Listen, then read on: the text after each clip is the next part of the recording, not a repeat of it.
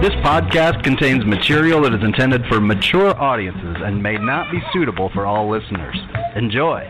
I don't want to get on the bandwagon. I'll burn that wagon down and join the band. Traveling troubadours terrorizing street corners just to try to get some supper in our hands. Now I waited all my life to get this off my chest, scream bloody murder until someone understands that it ain't about the money, the drugs, or the women. I make this noise just because I can. And we'll all join in to that original sin. So let's get rowdy and reckless. Let's get rowdy and reckless. Let's get rowdy and reckless. Just for the hell of it. Just for the hell of it. Hello and welcome to a very special edition of Old Man Strength, a podcast of the Tailgate Society, and brought to you by, well, the place we're sitting in right now, Revelton Distillery. I am Tim Johnson, joined as always by Chris Shipley. Chris, how are we doing today? We're doing well. Got a drink in my hand. Nice crowd here. We're excited to be here. Yeah, very good crowd. It's good to see everyone show up. It's a very beautiful day outside. Certainly from my drive down, it's probably a good 10 degrees difference. I appreciate that. Yeah, well, let's see. This is the epitome of Iowa weather. We had 50-degree weather yesterday. It's about 32 today. It's going to be 60 tomorrow, and I think Monday it might be 20. So, yeah, that's, it's the old saying of don't like the weather, wait 5 minutes. Right, exactly. Yeah, I can't imagine why everybody's sick. Well, Chris, how about this place? I'm really just blown away by what Rob and Christi have put together here. It is absolutely amazing in here. The high ceilings, the chandeliers. I mean, it's not what I would think is your typical distillery look when you walk in here. It really brings you back to the 1920s, I think. Yeah, it definitely has a different look than I think I was expecting. I think, so many of the distilleries up in Minnesota have a lot more industrial look, whereas this is more cocktail lounge. Yeah, and the menu that they have of cocktails are pretty diverse. I'm drinking a hot toddy, which was the manliest thing that I could find really quick that I can handle. That you can handle. Right, yeah. I was going to say. Put an asterisk on that one. The line was too long. I didn't want to stand in line. I wanted to get going on, so we'll have to take a break here so I can grab myself a drink at some point. I'm really looking forward to it. But, boy, this place is busy for a Saturday in the early afternoon. Right? I'm surprised that we had this many people that wanted to come and see us. I'm certain that we are the large draw based off of all of the confused looks we're getting. I'm sure it is. Well, maybe it's because we haven't given their payment yet. Promised everybody $10 if they'd come in. Well, it looks like you're out a good chunk of money then. That's right.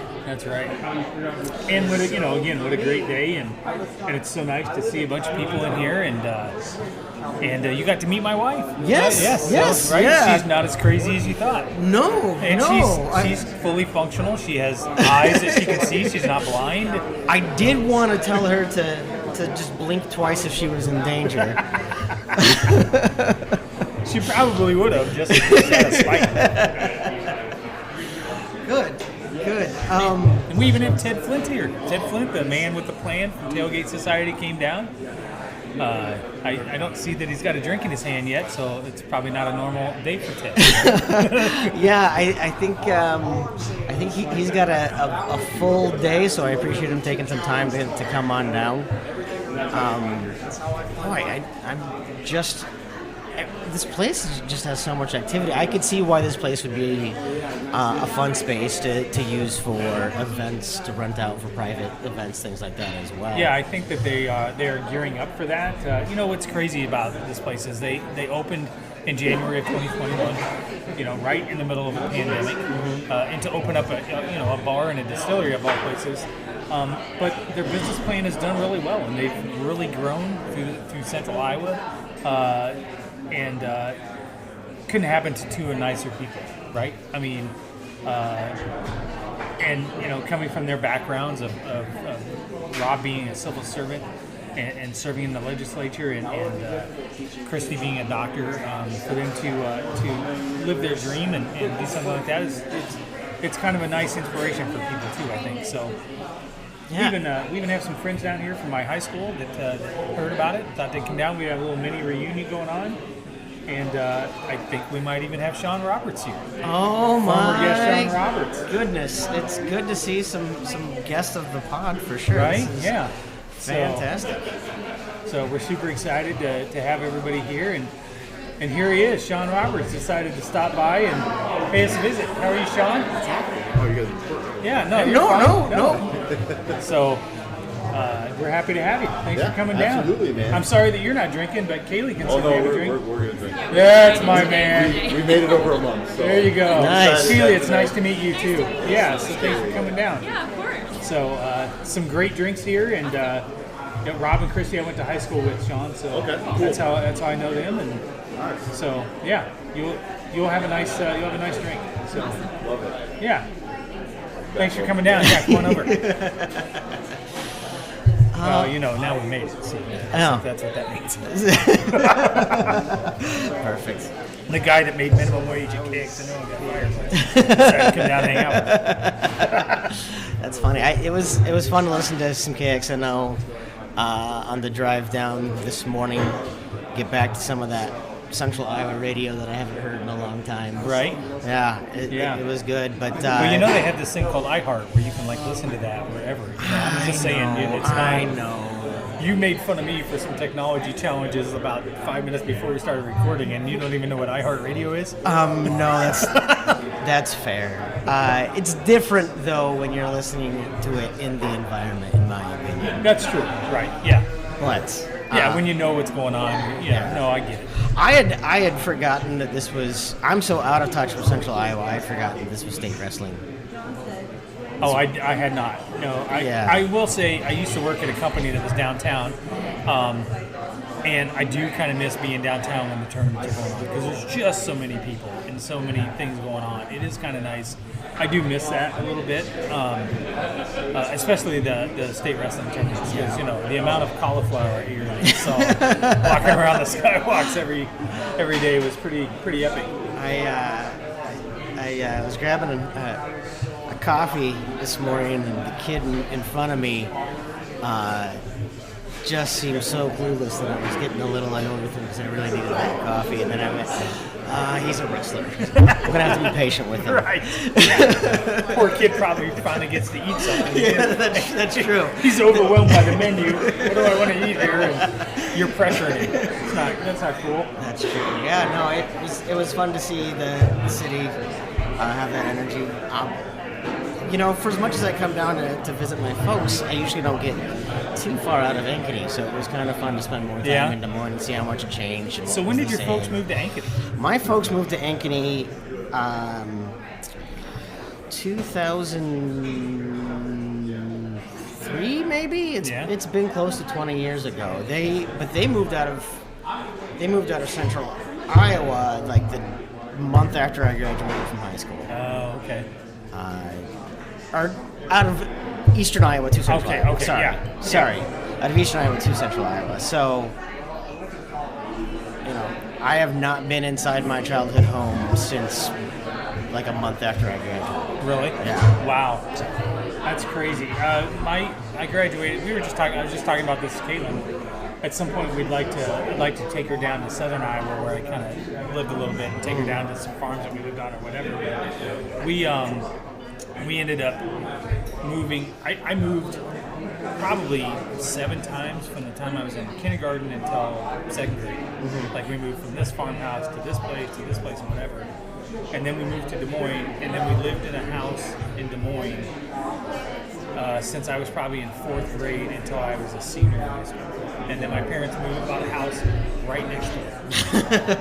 And I will tell you, moving to a house right next door is the absolute worst fucking move you can ever do in your entire life. because Dad is a cheapskate. Well, we don't even need to rent a truck. We can just carry all this shit from one house to the other. You know, now, as a fat kid, that sounded like a terrible fucking idea. It turns out I was right. All right? Because, I mean, you talk about moving box per box per box per box, right? And then carrying a couch from one house to the other, right next door. It was brutal.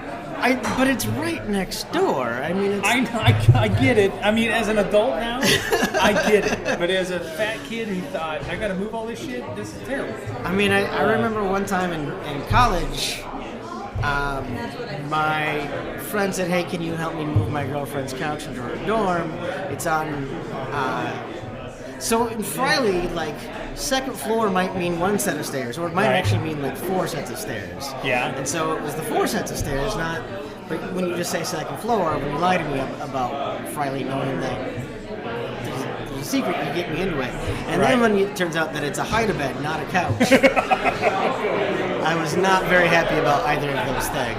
All right, so we'll tell our first Melvin story. Okay. So we're living in this house that we just moved into, and my dad had this brilliant idea. My dad could buy anything, right? So he bought this hot tub bathtub, this big bathtub that was a hot tub and a jacuzzi type thing. Oh, sure. And he wanted to remodel the bathroom down.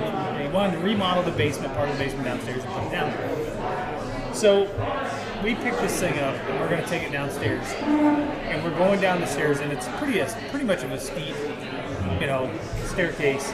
And sure enough, that fucker gets wedged right up in the ceiling and the stairs. Oh, yeah. Right? It's wedged, and we cannot move this. To leave, we can leave. And I'm like, Dad, we gotta pull this out. No, we can't pull it out. So he goes and gets the chainsaw out of the garage. And he cuts a notch out of the ceiling. So we slip that fucker down, and we put it in the room. In there to smoke you the whiskey. The day we moved out of there, that tub was still sitting down there, never hooked up. And it was the worst patch job on that ceiling you ever saw in your life. And it was 3 years later.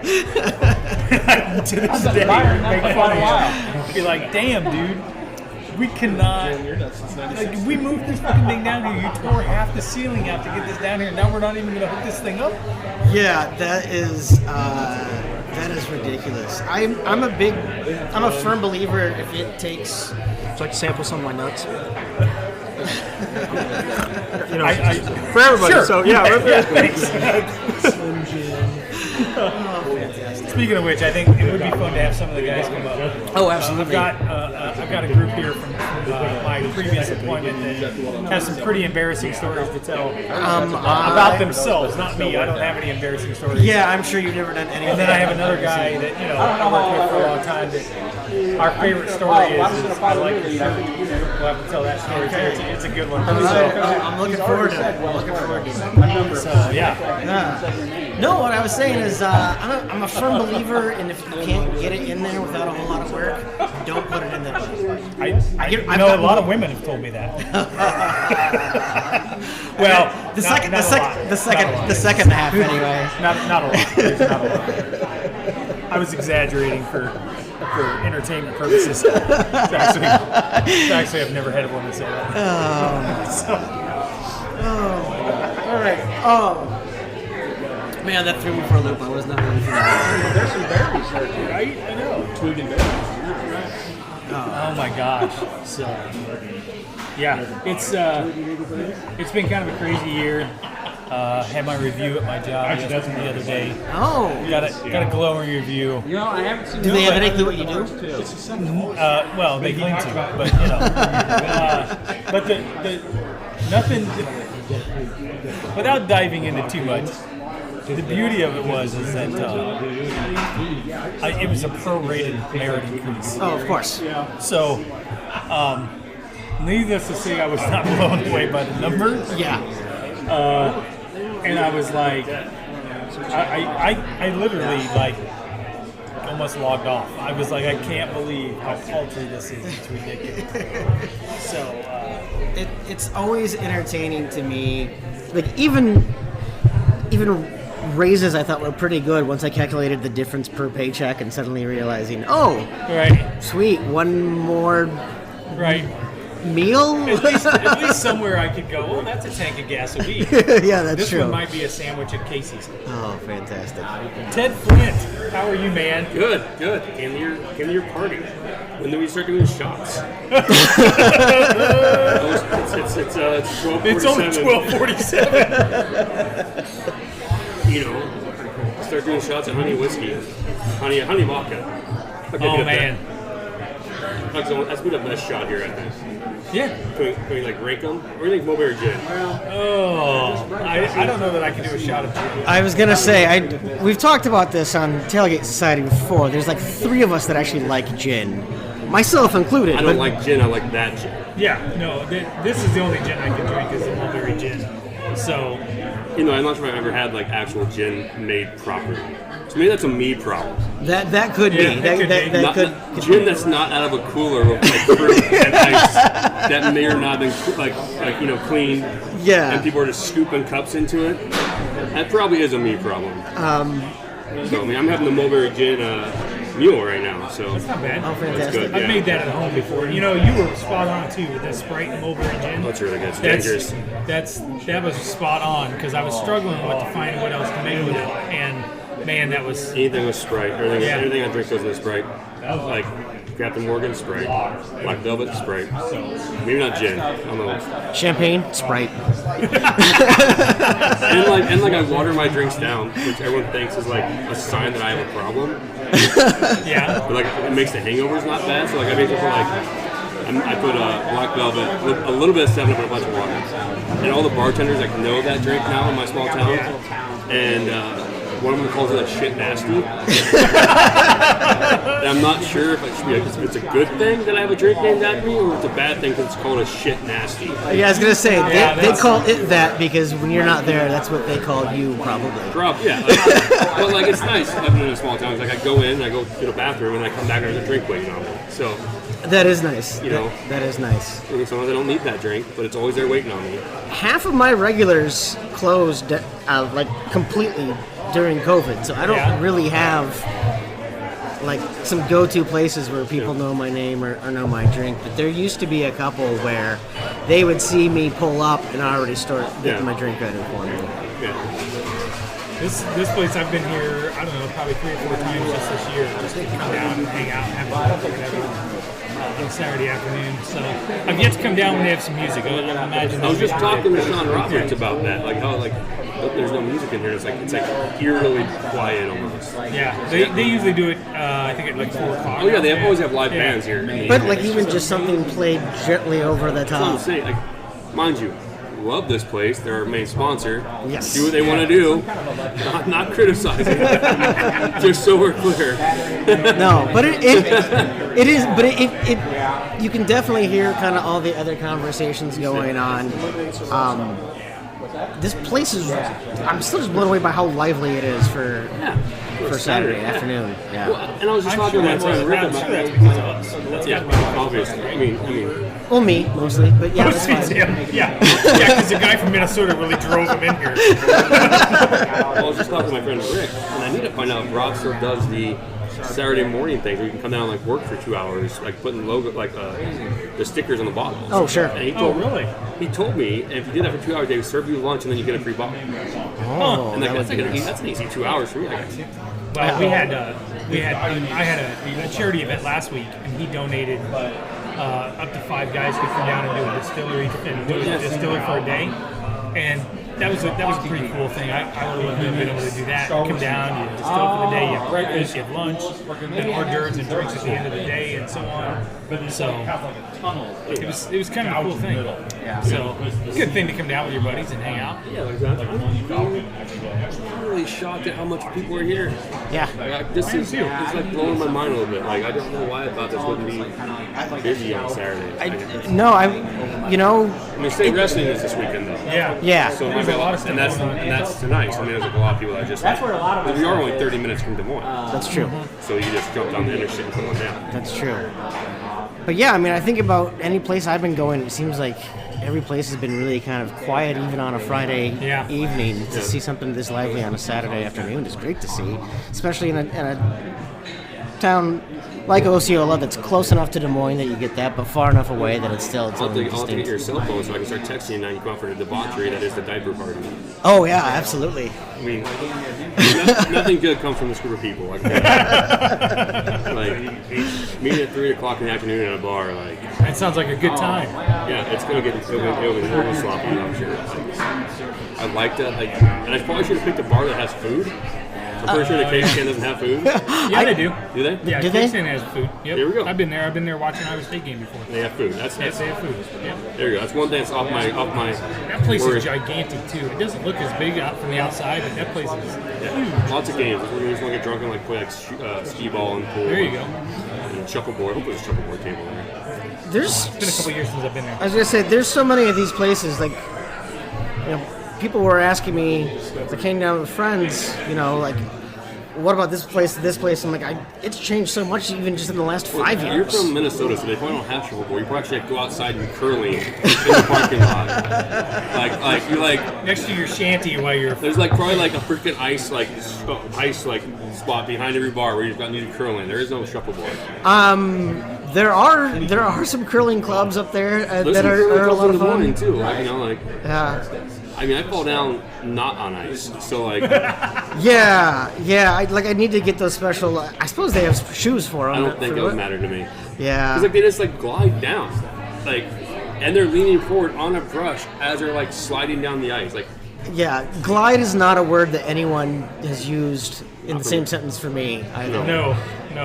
That would take some grace and balance, and I don't glide into rooms. You don't pull a Chris Collinsworth and just kind of glide right into it. No, I'm very much a bull. Is that what you guys do? I'm more Kool-Aid man. Yeah.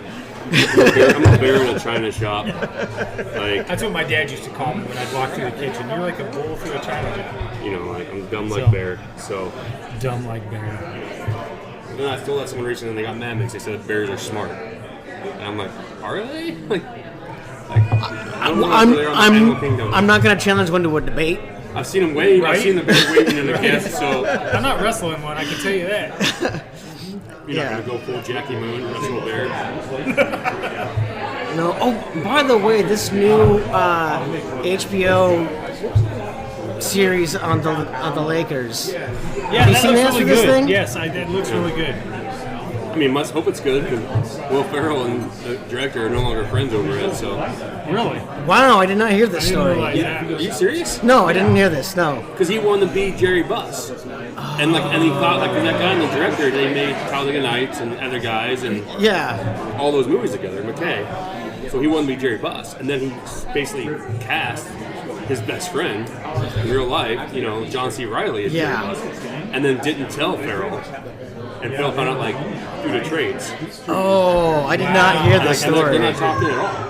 Wow. And they own a production company together. I was gonna say it's not just that they've made films together; they actually produced together. Not anymore. Because didn't they start Funny or Die together too? I think so. Yeah. Which is weird. Because I like Will Ferrell, but I don't think he could have been Jerry Buss.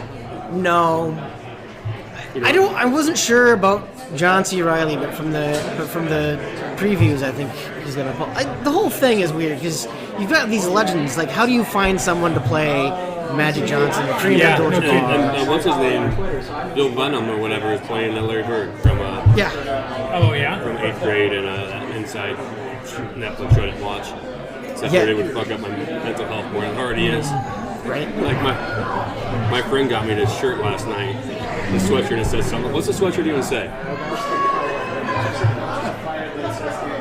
Yeah, my life's a dumpster fire, but it's okay. And it's I saw the picture of that on Twitter. And as I'm unwrapping it last night, because we had to do a late Christmas exchange, he goes, I'm just real glad that you haven't pulled your life out of the shitter yet. So the shirt still applies. So I'm like, is that a compliment? That's great. So I was going to wear that today. And I'm like, well, I'm meeting Rob, Revelton, maybe not convey that my life's shit to the advertiser. No, he can just hear that later. On his own. Maybe try to fake that I'm doing okay. One of the best shirts I got was on my birthday one year from a good friend of mine. I pulled it. We were at Buzzard Billy's having dinner, and I unwrapped it and said, "Fuck you, I got enough friends." He's like, I saw this shirt and I was like, oh, that's Shipley. My friends do that all the time whenever I introduce introduce. I have a good friend that's not online.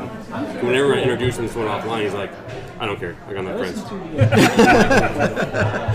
He's like, I don't even know any of your internet friends, Ted. I don't need to. I'm like, okay, fine. It is weird. People that don't have any social media presence whatsoever. Yeah. Because there's so many of these people. I mean, we've been doing this podcast. This is the first time we've met. I've got plenty of friends that have become good in real life friends that I didn't know for 10 years. My friend Tim Hine has no social media whatsoever. To the point where I borrowed his phone one day, and I looked at his phone, and his text messages had a number 85 next to it in red. And I was like, Tim, do you know what that number means? No. There's 85 fucking people waiting for you to answer him back. One of them is me, by the way. He's like, oh, I didn't know that's what that number meant. Are you fucking serious? How do you not know what that number means? My old man has a freaking watch. The text messages go to the watch, and he still will not answer a text message. It's infuriating. I'm like, you get beeped on your wrist. Right. Yeah. You have to see it. Yeah, I had to train my dad to respond because even if I didn't ask you a question, no response for weeks makes me just ignore it. I'm also very bad about that. If I'm drinking that night, I might see something and I'm like, oh, God, tomorrow. Which you guys always know. You're like, you'll tell me something remind me tomorrow when I'm not drunk. Yeah. Oh yeah. I'm gonna need another reminder after 8 o'clock. This shit's not sticky. I have definitely I had. should have never even clicked on this message. I should have left the notification there. Right. That's the mistake that I make, and then it's 2 weeks later. It's like, oh look, Brian text message. Oh, he needed something from me. Yeah. Yep. Don't remember that. Yeah. So. Yeah, I get a lot of Have that. you talked about this fancy coffee press that you brought, Chris? I'm confused at what this is. Because like anything that Tim does, it's a shot at me and making fun of me, of my lack of knowledge of culture. So what is this thing? So this is a French press. Okay. And what's that do? Is that like a French tickler? Kind of, for your coffee. No. So do you pour hot coffee in this thing first? In America, we call them freedom ticklers, Ted. Okay, so do you pour hot coffee in this thing first? So you put your coffee grounds and you pour your hot water and you let them steep and then you press them and then you get your coffee. Steep is warm the water up. You put hot water and so that's warming the coffee, the ground coffee. Okay. Like tea. Yeah, kind of. But American tea. Yeah, exactly. So I got on the French press. It soaks the beans. Yeah, so Are you supposed to grind the beans? So they are ground. They're a coarse grind. But you said they weren't. You said beans. Right. Well, yeah. Coarse ground beans. Yes. Okay. So you put coffee powder in there. Yes. I just scoop full of Folgers in this thing. It'd be a little fine. But yeah, You want in to theory you grind your own could. beans and then put it in there. Is what I'm saying, right? I'm not even going to give you the satisfaction. I'm right, right? Yes. You can, it's okay to say when I'm right when I'm right. So you need two contraptions. You need a grinder and this thing. Yes. Or if you go It's an to, awful lot of work for coffee. that's not even the effort I go through in the morning. Coffee is a ritual for me. Yeah. But that's not why I got him this. Yeah, okay. I got him this because there was a Dave Portnoy video. Okay. Barstool guy. Yes. You're a Barstool person. I'm not. He is. Okay. Well, there was a video, Okay. and Dave's drinking out of this exact one. Okay. And Chris says on Twitter, I want that coffee pot. I don't know what century it's from. It looks old. Okay. So I take a still of the video, do a Google lens search, find the thing. A lot of work went into this thing. Yes. This is a long troll job, not just a Now you single got the one. coffee grinder. Now you gotta make him.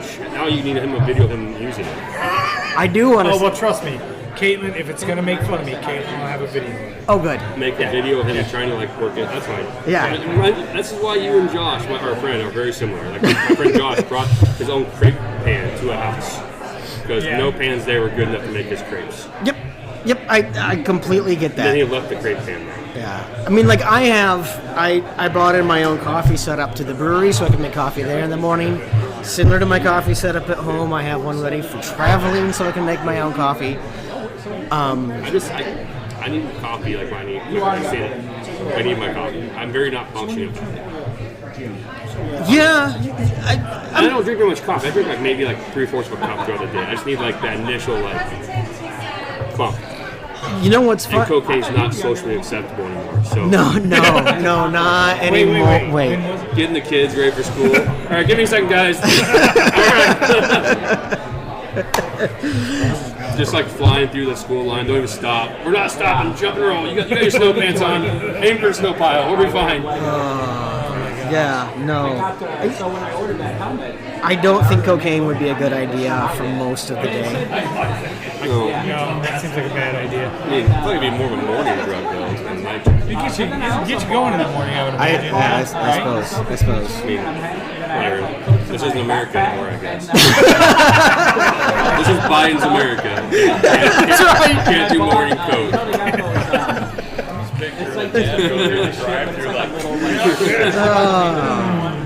Hey, sweet and low, I got something better. That's right. Stir this in your coffee press. No kidding. So, I only had 1 cup this morning, and I'm doing pretty good. Usually on the weekends, I'm a 3 to 4 cup guy. I have a cup and a half currently. If I have coffee after like 3 o'clock, I am irritable. It's weird. But yet I can have a can of Monster at 5 o'clock, not be irritable. So explain that. That is crazy. I did for the longest time. I don't drink much Monster. I'm just saying like it doesn't affect me like coffee. Yeah. I did for the longest time.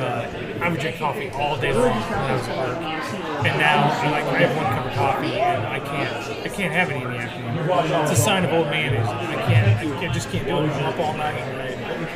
It's not good. My dad drinks his pot before he even gets out of the house. My dad used to. He'd drink it all day long. That was thick, heavy. But it never paid off. Middle of July, 4 o'clock in the afternoon. He's drinking coffee. It's crazy. Yeah, so Tim needs a drink, so we brought him a menu so we can finally get up to speed here. Yeah. You're going to bring old Rob over here and get him on the show? What's that? You're going to get Rob on this? Yeah, we'll get Rob and Christi on. We'll bring Sean on here in a little bit. And thought we'd bring these are the guys I used to work with, so I'm sure they have all kinds of old stories. They ordered it from there. I guess you can order it from the table, so I didn't realize they had food. Yeah, we were discussing it. So I'll step out. You can grab somebody else here. All right. Thanks for stopping by, Ted. I'm trying to work somewhere. All right. So good deal. You need to stop me and I'll come back. All right. Excellent. No, it's not your turn. No, it's not your turn. No, she's always going to think it's her Of turn. course, because Caitlyn's going to sit down because it's always about Caitlyn. Well, I think we need a selfie, the 3 of us. Okay. Well, why? Because you're part of this? Yeah. It's called an Ussie. An Ussie? Oh, wait. Let me do the duck lips. They're throwing up gang signs. It's not 3 fingers is gang signs? No, that's like what like Snoop do like that. Is that what he did the other day? Never mind. This is where this is going to turn into already. Probably. By the way, you have an assignment from Tim. What's my assignment? He got this French press. Oh yeah, I was just talking about this last weekend. So you're going to have to take a video of me trying to figure out how to use it. Oh, you should use the Colombian coffee that Daniel brought you, because that's the best way to drink it. Daniel brought him coffee beans from Colombia that he picked himself. Oh, wow. Yeah. So you drink it. I was drinking a hot toddy. Hey, get your mouth off my drink. I'm smelling it. Oh, you weren't? See what I have to deal with, Tim? I'm not surprised. Yeah, I know. She's so deprived in life. Give me a break. Living rent free in my house, eating my food. Yeah. Oh, let me tell you this. So the boys came home Thursday night. She has some breakfast sandwiches in the freezer. That are healthy ones. Right, the boys ate them in the middle of the night. So I felt bad. So I said, I'm going to Venmo you $5 so you can stop somewhere and get some breakfast on the way to work. Okay. So then an hour later, I go in there in the freezer. There's a whole new box in there that aren't touched. So when she got home, I said, did you know there was a whole new box of breakfast sandwiches in there? She's like, yeah. So you still took my $5 when you could have just got the breakfast? It's the principle. They should not be eating food that's not theirs. You could have said, Dad, I don't need your $5. I mean, I know you've never said that phrase in your entire life. But Dad, I'm not working right now, so that $5 went to gas so that I can teach precious children. No, I didn't have my wallet. I didn't have my wallet on my way to work the other day. I left it at Won't you think about the kids? Yeah. Think about the kids. It's for the And then kids. I ate the free breakfast that's at school for the kids. So you did eat breakfast and you took my $5. Yeah, I ate at school. I'm racking it up, man. I'm just going to add it to the list, and when I get old and live in an old folks home, you're going to pay for it. Oh, I'm not putting you in an old folks home. The basement's free, man. We'll get you a stair. As long as there's a big screen TV. We'll get you the chairs that go up those stairs. Nice. You don't have Yeah. to walk. Wait, And you sound like you're really going to be... You're teaching. You're not going to have that kind of money. Well, that's why I'm marrying rich. Does Daniel know that? Yes, he knows the terms to our agreement.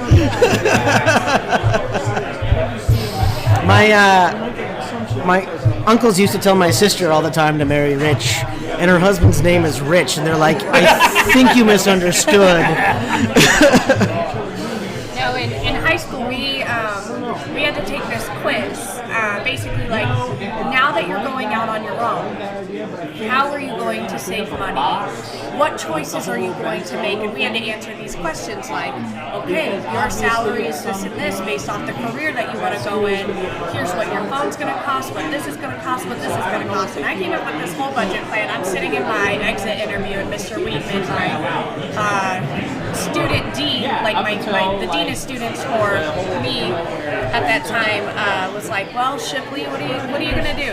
If something goes wrong in your budget and you don't have any money, what are you going to do? And I said, well, that's easy. I'll just marry rich. So it's always been a backup plan. I'm a teacher, not stupid. I'm confused by this whole thing of like exit interviews and teaching kids how to budget and shit like that. Yeah. Like we didn't have that. We didn't have a class to teach us about budget. They just said, here's some computer software. But I mean, even that they didn't. You ever seen a high school that requires kids before they can graduate to have volunteer hours?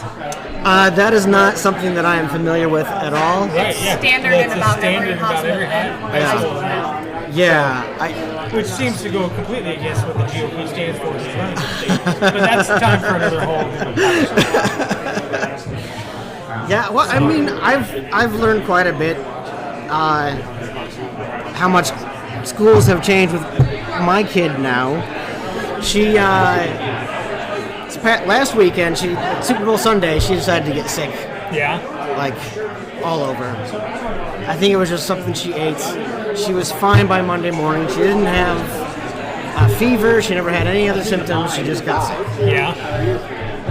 Monday was Valentine's Day. She was feeling really good. She really wanted to go. She went to school. She happened to tell someone that she had been sick yesterday. They called me, you got to come and pick her up. I'm like, but she's fine. She has no symptoms. Like, she's got no fever. She's got no other symptoms. I'm like, cool. So we're good then, right? No, you need to come pick her up. And I get that they're trying to exercise an abundance of caution right now. But I remember when I was a kid, I was in the nurse's office because I had gotten sick. The reason I got sick is because I watched another kid get sick and it made me get sick. Right. And that other kid, the nurse called him in and said, did you get sick? He goes, yeah.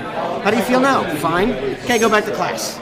Like, completely different mentality. Right. Well, and I think with everything going on in the state of our world, it happens, and we actually, I had a kid get sick. Poor thing, just too much chicken nuggets at lunchtime. And he went to the nurse, and the nurse said, how are you feeling? And he says, I feel fine now. And she's like, well, I would hope so after how much you puked. And I didn't think he would come to school the next day, but our nurse said he didn't have any fevers. He doesn't have any symptoms. He felt immediately fine afterwards. He can come back to school. But at school, if he were to feel sick in any way, they would send him home immediately. And he turned out to be fine. It's all up to the nurse's discretion, I think, at each school and the policy. Well, I have a story for everything, too. Of course. When I was in... I know where this is going. This is my favorite story. When I was in elementary school, I got an upset stomach and then went to the office. And back then, if you had a stomach ache, the nurse just gave you some milk and crackers and then you were on your way. Yeah. So I ate some milk and crackers and then proceeded to go in the bathroom and I threw up. And I threw up, and I also had a little bit of diarrhea that I ended up having in my own pants. So I'm sitting in the office waiting for my parents, and I'll never forget the principal walked by me, and they had this air freshener thing on the wall, and he walked over, and he pushed the button, and all you heard for a straight 45 seconds was the air freshener shooting out for a straight 45 seconds. And I was so embarrassed. I was like, oh my God, my mom was going to get me. It was so bad. I actually have never heard that story. I thought you were going to tell the story about the concrete mixer. Oh no, that was I was much older and a lot I smarter. thought, puking, and I thought we were talking going into I've the told that concrete story. mixer story. I've told that story before. You have. Yeah, that story. Yeah. Cement mixer. Well, thanks for stopping by. Yeah, I'll go take pictures for you. Thanks, I appreciate it. This is you just giving me a hint that you want to talk to someone else. Yes. Whatever. I'm the favorite guest. I already know. Yeah. So. Oh, right. I know. Oh my gosh. Crazy. I didn't realize they serve charcuterie boards down here. So you can come down and have some charcuterie. So, would you guys come down here and take a seat? No, I want you down here. You and Dyer especially, I want down here. There, you said your name again. Hey, thanks for not saying my name on your very public podcast.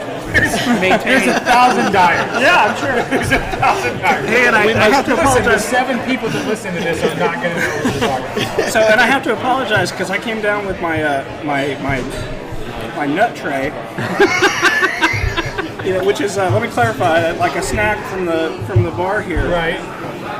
I had no idea you guys were recording. I thought you were just sitting here bullshitting. So I come back and the big ass red light on the microphone didn't draw any attention at all. I know when you walked over, you guys want some of my nuts, and I was like, well, we're 5 minutes in on this podcast already. No, I was like, well, we just got ourselves a new opening. Right?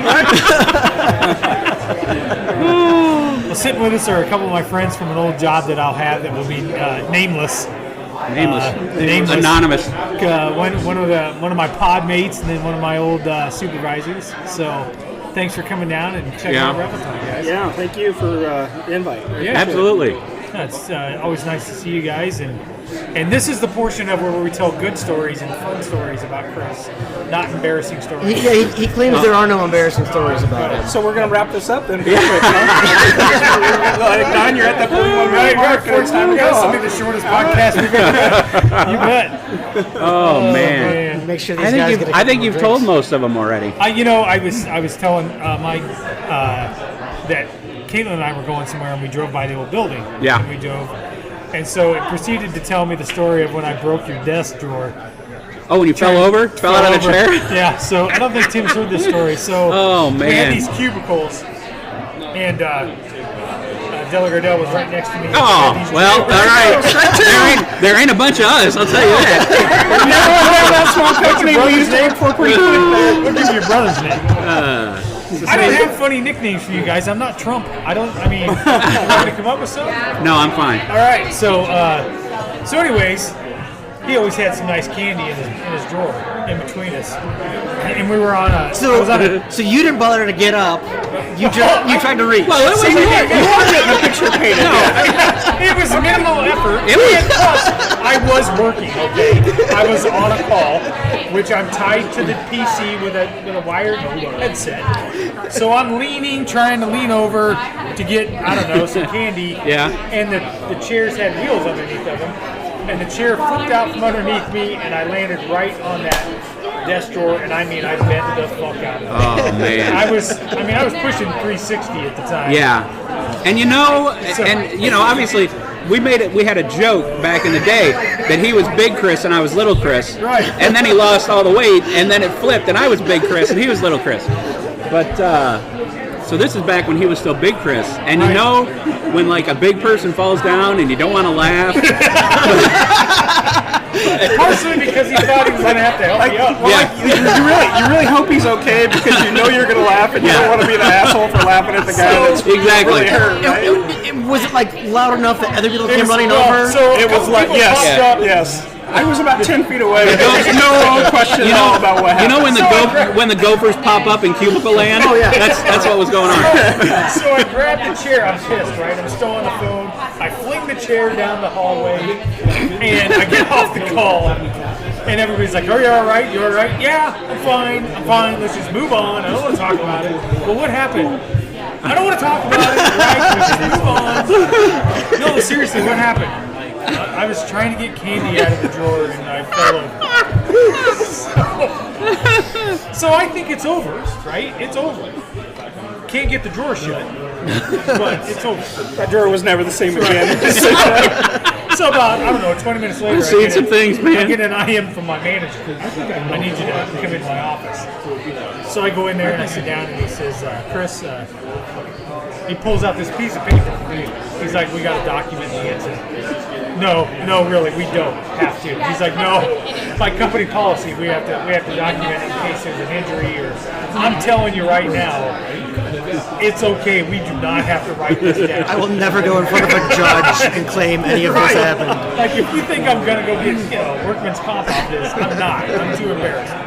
And he's like, "Well, what happened?" So I was trying to get candy and I fell over and I broke the desk. And like that Winnie the Pooh story when he eats too much honey and he gets stuck in the hole. It's like that kind of a deal. So it wasn't any fun. I can appreciate the idea of stifling laughter because, like, you want to make sure he's okay too. You're definitely trying to find a balance in between that. Right. Compassion and hilarious. Right. So. But I mean, as a dad, I regularly lose that balance and laugh at my kid all the time. Not my dad. He'd get pissed. That you hurt yourself? Yeah, he'd get mad. Yeah. Because you were too stupid? And yes, exactly. How fucking stupid are you? You're embarrassing. In a kind way. I don't mean that he was, he was that pissed that his own kid was that stupid. It kind of just pissed him off. Whose kid are you? Right. My dad would always give the "What are you doing?" Right.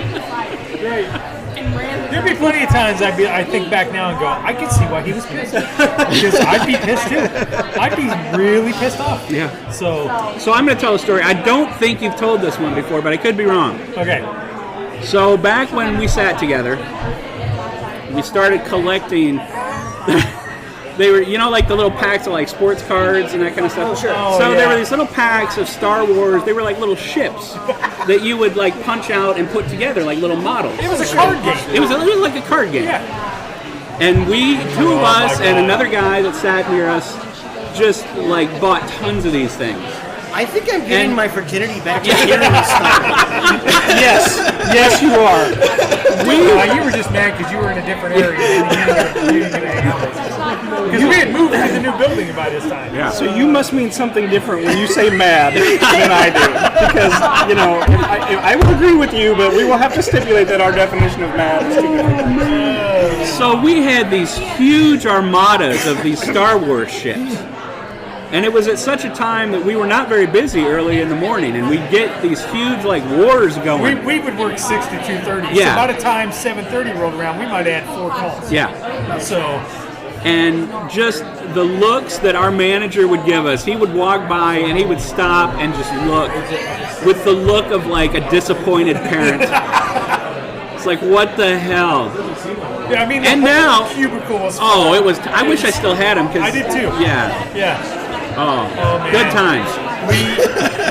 We would laugh so much. Did women come anywhere near the department? No. Well, there was one, but we had to talk about her. Right. Yeah, all I know about that girl was she worked a 6 o'clock shift. She had 5 kids, and she came in there and she looked like a model every day. And I was like, she's got to be getting up at 2 in the morning to get ready like that. Like, that's insane.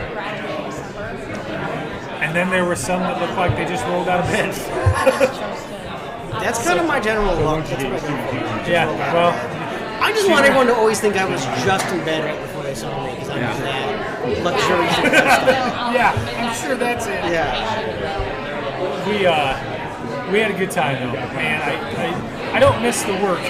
No. But I do miss the fun times that we always The had absolute endless We would just laugh. Seinfeld, Tombstone, Armageddon, the endless quotes. The best story, hands down. And Dyer shut it down because he said Killjoy. He didn't have any fun. Plus, he was the boss and he had heard enough.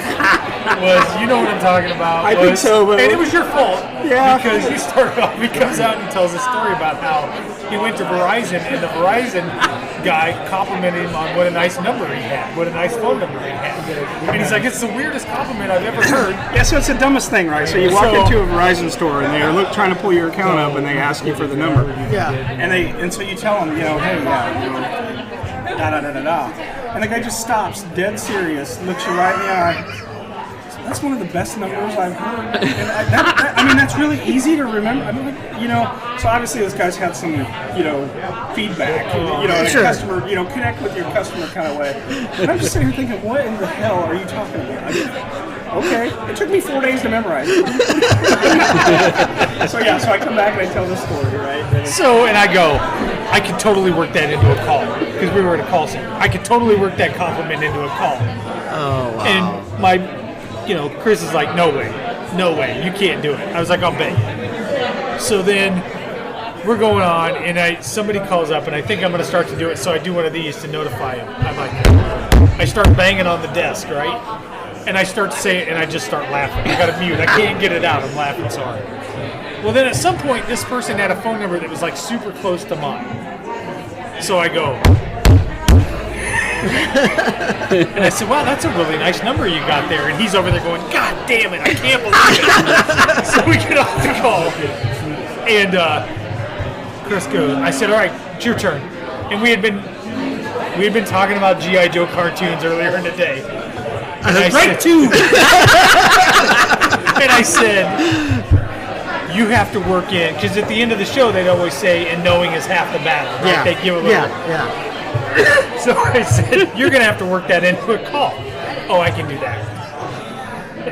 It wasn't 5 minutes. I think I even punched her in the arm. She must have said something like, oh, now I know how to do that. And he goes, and no one's half the battle, ma'am. And I was like, God damn it, no way. That's pretty fluid. Right. That's pretty smooth. Right. Yeah. So then Joel's across the way from us, right, our other buddy. And I go, Joel, you have to do your call at least one sentence in backwards Yoda speak. Okay, I'll do it. And then Killjoy here walks out of his office, and he's like, he's practically in tears. And he's like, as much as I'm enjoying this right now, you guys cannot do that. So I think you got to tell just a little bit there's a little bit of a prequel to this too, like where that Verizon story came from. Is because you are trying to make a connection with somebody that calls you, right? You're trying to you're trying to interact with them, at their level. And so one technique that I used, and you didn't get the opportunity very often, but you would part of the authentication process was usually to ask questions or look at their birthday, their personal information. Every once in a while, you get a call from somebody who's their birthday is today, Sure. right? And so that's where this whole thing started, just recognizing. Holy cow, today's your birthday. Thank you. You're working on your birthday. That's fantastic. So, and I would just go over the top. So this is just what this thing is building off of this. And then these two idiots, decide. And it's interesting, right? And it's funny. And you got to make your workplace enjoyable, all that stuff. But I just see this going in a really bad path. And really, my biggest concern is. When we're all in court later, and somebody says, well, how did the sexual harassment start? Well, let me tell you about this story about this manager that I had. And I went to Verizon and had this really nice And I'll connect the dots from there. It'll be fine. Right. So, there was a point to where we just had to say, let's take this down another path. I know, I like it. It's got like a Super Troopers type of vibe. You've seen Super Troopers, yeah, absolutely. It's funny because eventually we all started kind of working from home, and even though we've been friends ever since, I have not worked at that location for 11 years, I think, probably, yeah. Still broken 3 different candy drawers since then. No, because they're not in the office. Pay attention to the store. Let's say they didn't break them at home. But you get relationships like that and friendships like that. We go have dinner all the time. We'll go have lunch. We'll banter back and forth all day long. It's just very good friends. I appreciate it. I do. Yeah. And I mean, in all seriousness, Chris, I've known you a long time. How long ago did you start? 2003. Okay, so I think 2 days in, I erased some dude's data on his PC. yeah. I thought I was fired that day. I remember 3 days in, I thought I was fired. Yeah. You know what? I'll be honest. Like, we're coming up on 20 years, and I can't tell you. I told you this personally, but how much you've grown as a person, and how I've seen you evolve, and it's been my pleasure to know you this long. I'm proud to be your friend. That means a lot because I always thought you were somebody to look up to, and to get your approval means a lot. No, well, it does. It does mean a lot. Well, I'm sorry your standards are that low. You're fucking achievable, but yeah, I know. But no, I appreciate it. And Chris is the same way. I mean, it's hard to say sometimes that you have really good friends, and I'm truly blessed in my life by really good friends. Absolutely. I was not advised that this type of conversation was going to ensue. You didn't prepare your statement? I did not prepare my statement. He did, however, write a song. No, it's an interpretive dance, but sadly, It's more of a skit, really. listeners will not see it. Yeah. Right back at you. I'll take it. I got it. No, all right. I'm going to say this, and I've never told you this, and I'm not going to be able to look at you while I say it. So I can never look at him. I get it. Okay, so I'm gonna sneak in here. when you got married to Stacy, during or after the reception, at some point we were kind of out in a little middle area, just kind of you and me, just kind of talking. So it's about moderately. And I'm not like a friendless hobo. I mean, I got a lot of friends. Right. Maybe not a lot. I got some friends. You got good friends. I got some friends. And Hey, show me the honey. Somewhere. And at some point during that conversation, you said to me, "I value your friendship." First time in my life anybody has ever actually Apparently it is for you. said that. But it's yours. All right, thank you. And I think about that a lot. And I feel exactly the same. Well, it means a lot to me. So, a lot of trials and tribulations, and it makes it a lot easier when you got good friends to talk to and lean on. So, The irony is not lost on me that as Chris D is telling the story, how the wait staff comes up and says to Chris S, "Hey, I have this show me the honey for you." which is in my moment. Which is a honey drink here, yeah. It really is like the equivalent of a dog, taking a shit in a video where a guy's proposing or something. the one time Chris is going to say something nice to me, and it gets interrupted. Yeah, so take it. It's just fantastic, Right? Yeah.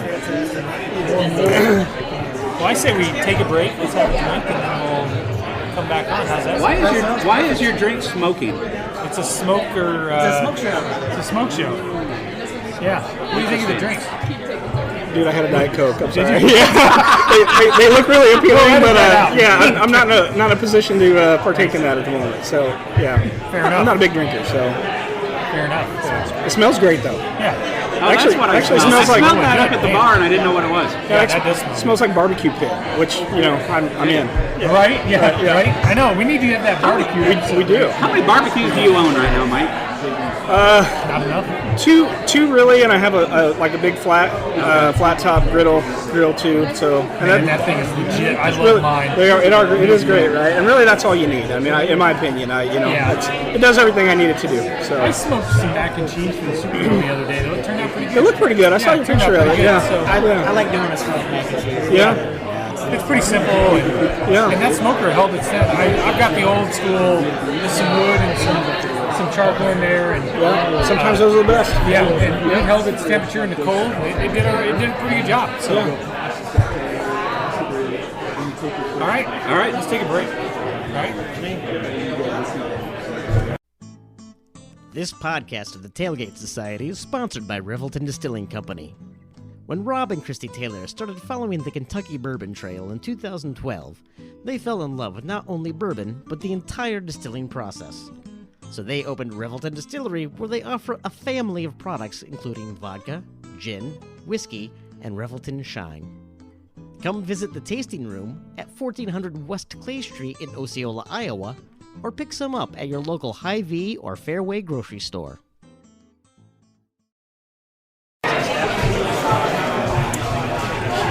Well, welcome back, listeners. I hope you enjoyed. I think we're throwing a Revelton ad right into that ad space right there as well. That's right. Now that I finally got myself a drink and I'm enjoying the smoke show, the presentation is fantastic. They bring it to you smoke in a flip-top bottle so you can let it get to your level of smokiness before you pour it out. I love a good smoked cocktail. It reminds me of barbecue. Yeah, it's kind of unique. I had not had it before. I had it the last time I was down here. Really great smoky flavor, and I've not had a bad drink here, honestly. So even the blackberry bramble, which I got made fun of because it's not a very manly drink. But I like blackberries. They're good stuff, man. I mean, you drink what makes you happy. If you're enough for your manhood, you can drink whatever you want. Put your pinky down. You can drink whatever you want. I'm married. I don't have to impress anybody anymore. I'm amazed to impress her.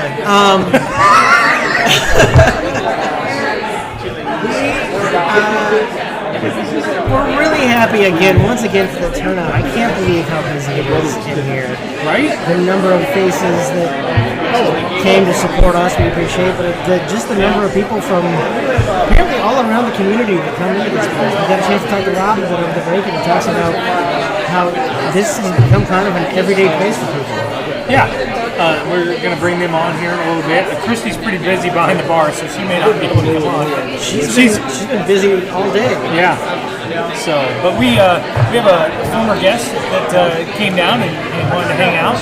Was dumb enough to come back. Yeah, that's right. He ended his sobriety for the month to come down and have a drink. So that's nice. Congratulations. This is my first drink in over a month. So. All right, well, good deal. Well, Sean Roberts, thanks for hanging out with us. Yeah, man. It's funny. I was telling Caitlyn, I was like, do we have anything going on the 19th? And she's like, no, I think we're pretty open once you get done with your show in the morning. And I was like, I have a place that we need to go to. I think we need to, because I really like to go out if I have nothing going on, like I don't have to go to an event or I have a game that I have to be at, for Drake or anything like that. I want to be able to go out and support guys that one I like, two that also have a love and passion for what I get to do on an everyday basis, and that's what you guys do in podcasting. And I want to support that because I also know outside of the radio side of things, doing my own podcast, what it is like to host an event. And like you were talking about earlier, Chris, man, I woke up and I didn't know who's gonna come, who's gonna show up, and it's just one of those things. To me, if you're hosting an event like you guys are today, and this is effing phenomenal. We pulled in the parking lot and go, Jesus Christ. Yeah, I was like, all right. I thought I was just going to hang out with my guys, and all of a sudden it's an action-packed bar. But honestly, to be able to put on an event, if you can get one person to show up, that's a win. Yeah. That is a win. So for what you guys have been able to pull off today, someone that knows what this is like and the pressure that you feel, even though you're I do a podcast, whatever. But when a company puts faith in you guys to bring people in, that's all you think about. That's what was amazing when Rob came to us and asked us to do this. I was like, man, we would love to do that, and then you start to go, I don't want to disappoint Rob. I don't want you to think I'm bringing 500 people. That was my thing this morning. I told my wife this morning. I said I don't necessarily care that I'm not doing this for the clicks or for a bunch of people. I'm doing it because I enjoy talking to Tim. Right. I'm having fun, and what's nice is bringing on people like Teddy Holly. Yes. Teddy's podcast about being able to learn what he's kind of went through in the last few years. And like I said to Teddy, him and I had kind of a weird thing happen on Twitter at one point, but then we patched that up. And he's a great guy. It was nice to hear his story, his success, right? So that's why I do this, and that's why Tim does this. But I didn't want to come down here and disappoint Rob, right? Rob and I have been friends for 30-some years. We went to high school together. I mean, we would sit in study hall and just laugh and goof around. And I mean this when I say I'm really just so happy for his success, right? There's a lot of people that are jealous of people, and that's the least of I couldn't be more proud. I'm jealous. I'm very jealous of him. Well, yeah, right. Well, that's because he's a lot taller than you are too. But Finally, you get to make a shot. I know, right? I know, right? I'm an hour in. It's my first shot at Tim. I just didn't want to disappoint him, right? And it means the world to me that you came down because I respect you and I respect what you do. Even though I'm disappointed I didn't get your co-host slot, you gave it to Jared, which I guess he's a lot more. Not official. I'm just saying, I'm lobbying for that. Yeah. No, I'm just saying, I can record from my basement. Tim and I's dream actually would just be able to hold the Cyclone call-in show after football games. Yeah, I think that would be fun. But see, like, this the is the Cyclone beauty. sound off. See, I think that's what we need. But see, like, this is the beauty, though, of what the world that we live in 2022 can do is you guys don't have to work at a KXNO. You don't have to work for an iHeartRadio. You guys want to do a Cyclone postgame show? Yeah. Shit-faced drunk? Do a Cyclone That's postgame Ted. show? Ted does that. But you know what I'm saying? Like, there are no...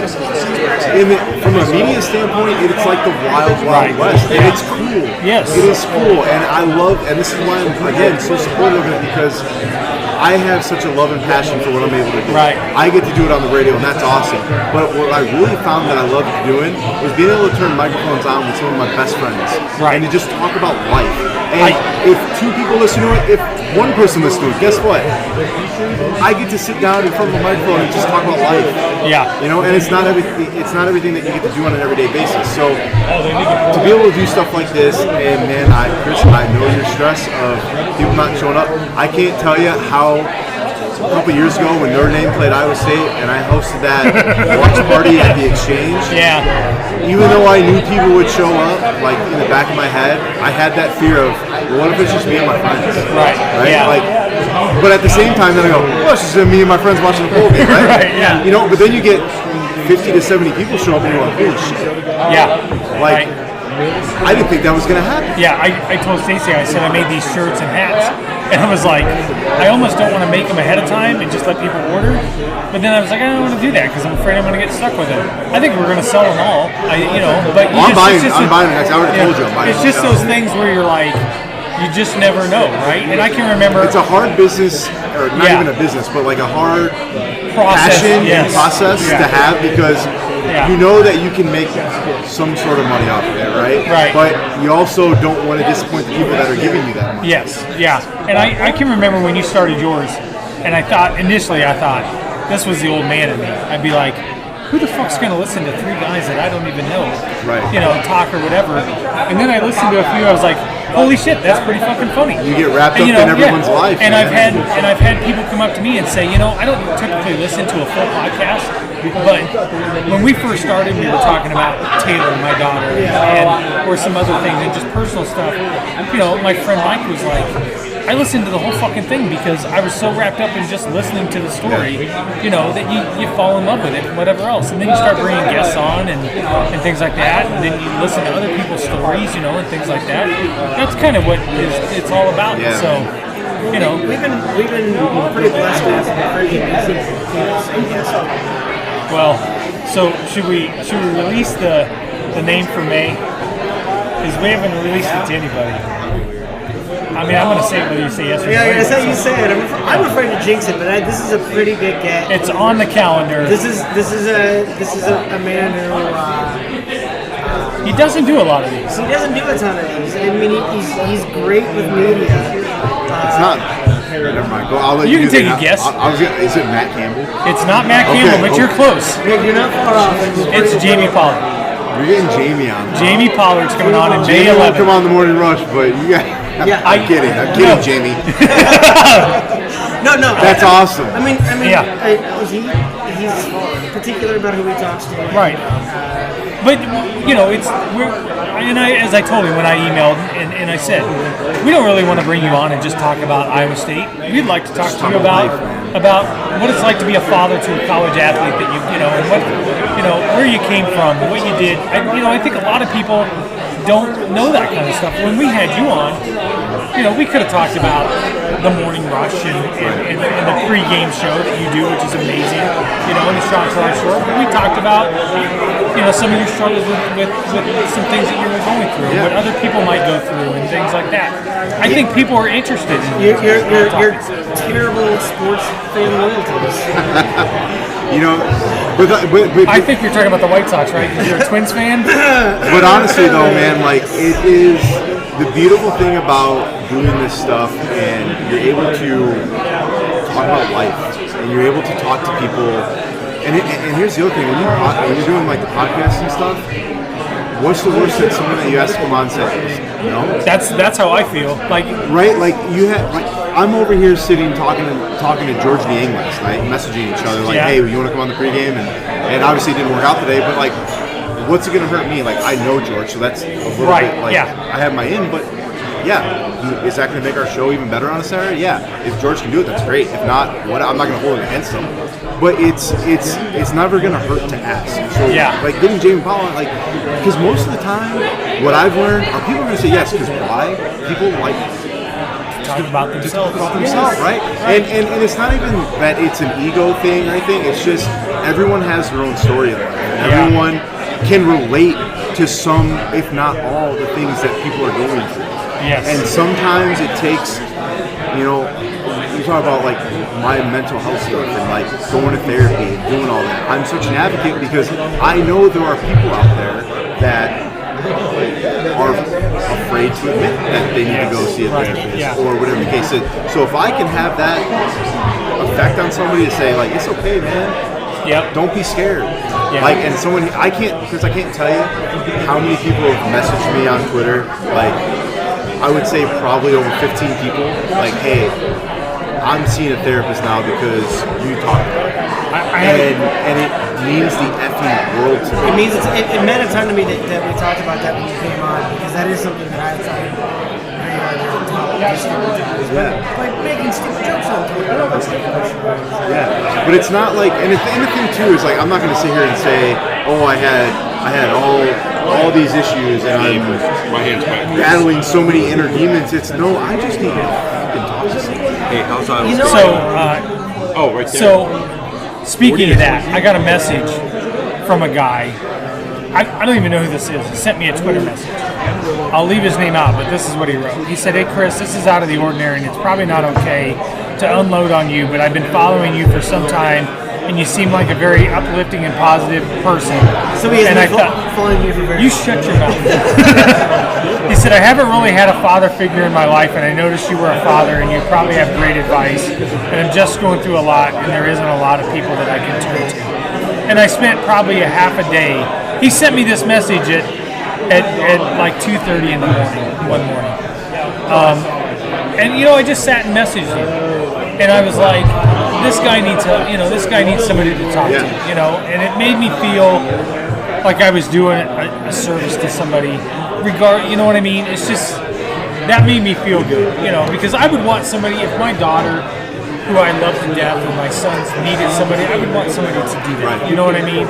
And for you to say things like, you just send an email or whatever, I remember the day that Dan McCarney said he would come on the podcast. So I love Dan McCarney, right? Stacy and I went to the outlet mall and we were walking around, and I hit my usual shops, and then I'm done. Listen, honey, you go do what you want to do. There's a chair here. I'm going to sit in this chair. I'm going to scroll through TikTok, right? And I'm sitting there thinking, I wonder if Dan McCarney's on Facebook. I wonder if I send him a message. So I send him this message. I'm sitting there, and 5 minutes later, my phone dings. Hey, I'd love to come on. Shut the fuck up. Are you serious? That worked? Are you fucking serious? That one still doesn't make sense to me. That's one that, You know, I mean, some of the names that we've been able to have on that not just about Central Iowa. Yeah. Not just about Iowa State. You know, Marcus Pfizer, certainly John. Yeah. I would like to talk to Marcus Pfizer. I got some things to talk about. Well, I'll tell you right now, he'll come on anytime. He texted me just the other day after the Iowa State loss. Out of the blue, he texted me. He's like, bro, what is this shit going on? And he's probably like, give me a microphone. And no, he said, you know what he said? He said, with NIL and things like that, if they put me on that staff, you wouldn't believe the amount of people that we could have recruited for that team. He is begging to be part of that staff. That he's sad, right? Yeah. I mean, because he's been through the ringers of lottery pick and through everything that he had to go through, and it's still extended his career as long as he did. That he's savvy and smart, and a lot of fun to talk to. I'll get you a hookup. You can get him on a Seantourage Show. You can ask him about his Bulls time. I would love talking about the Bulls time. Chris mostly used it to justify that he was cool for riding the bus. Right, because my wife seems to think that riding the side ride bus is not cool, and Marcus Pfizer said it was. So, wait, yeah, I'm sure. I'll take Marcus Pfizer. If Marcus Pfizer's doing it, you're good. Right, yeah. So, you're good. But yeah, Dan McCartney to me was the next level. Just because the man is a natural good story. These two, just not He's a natural born. well, he's coming on next week. We're going to Like you, personality. Yeah. Right? Like he's not just a raconteur, he's like a personality. He's going to own whatever comes. He's kind of a media person in dream. Right. I don't know how many times you guys talk about him. There are times, man. There are times when you talk to somebody, and you're like, okay, this interview this is like pulling teeth with somebody, and then there are times you just let them go. You know, it's funny. Like you talk about interviews. Like we talk to Tim Marvin all the time. I coach to the Iowa Wild.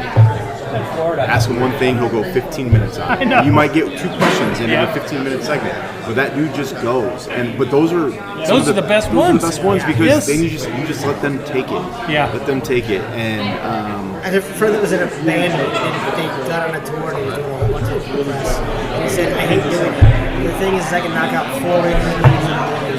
What I do is I just get on there and talk until I'm tired of it. Yeah. Yep. No, this is I love supporting people like you guys do because this is it's cool to see people. I was telling Caitlyn this on the way out.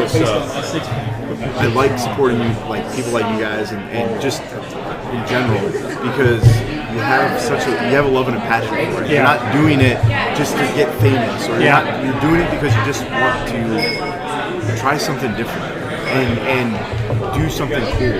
Right? And it's not, like, to your point, it's not about being famous. I remember when Stacey and I went to the Vegas trip for the Iowa State game. I had a dude, we were standing in line for beer, and this guy standing in the other line, he keeps pointing at me and waving. And I'm with my good friend Ryan, and I was like, I don't know who that fucking dude is. Like, I have no idea. And he's got a big beard, and he's got this open Hawaiian shirt on, you know, with his hairy chest hanging out. And I'm like, I don't have a fucking clue who that guy is. He keeps waving at me. So we get our beers. Chris is like, you gotta like step up. Right? Yeah, you know. I'm in Vegas. Huh? Right. I haven't slept in 2 days. Let's do it. So Stacey and I are walking around. Pretty soon, a guy walks up to me and he says, "Hey, in hindsight, that was probably pretty creepy."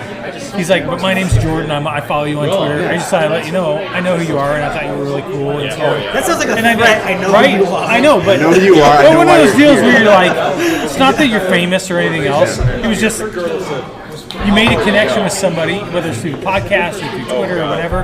That happened the entire weekend, you know. And my wife was like, "That's weird. Like that's crazy." Chris, it's one of the weirdest things, man. Like it's still like pinch me type stuff. Like when I'm out or when, especially I can't tell you how many times leading into a game, or leading up, like before the game starts, or even sometimes during the game, how many listeners will come up to me and just say, "Sean, listen every morning, man. So, you're killing it here," or "You're doing this," and it's just, And there's a part of me that gets really upset about it because I want to sit there and talk to them. Yeah. I never want to be that person who's like give the wave. Yeah. And, like I want to connect with them. I want to thank them because that stuff means the absolute world to me. Right. Like if I'm at a wild game, I'm walking on the concourse and someone goes, Sean, turn around and say hi. Like for me, I told Kaylee this all the time because me and her have talked about weird shit all the time. So I'm just like, I never want to ever seem like I'm too big to say hi to somebody, get to know somebody, talk to somebody. Because without that said person, I don't get to do what I do every day. Right. You know, like without all the listeners and advertisers 2 years ago, I'm not on the radio anymore. That's right, yeah. You know, or I might be, but not here. Right. You know, so and this is where I want to be. So it's just like I feel almost like it's like I have to thank them, not them thanking me for being on the radio every day or whatever I do. I have to thank them because it's without you guys. You know, I have nothing. It's kind of the same deal. But it's a weird feeling. It's a really weird feeling when people start noticing who you are, and you go, and you know, when Kaylee started dating me, she'd be like, "Do you know that person?" I have no idea. You know. I'm not a media celebrity at all, but like sometimes you can just kind of. Yeah.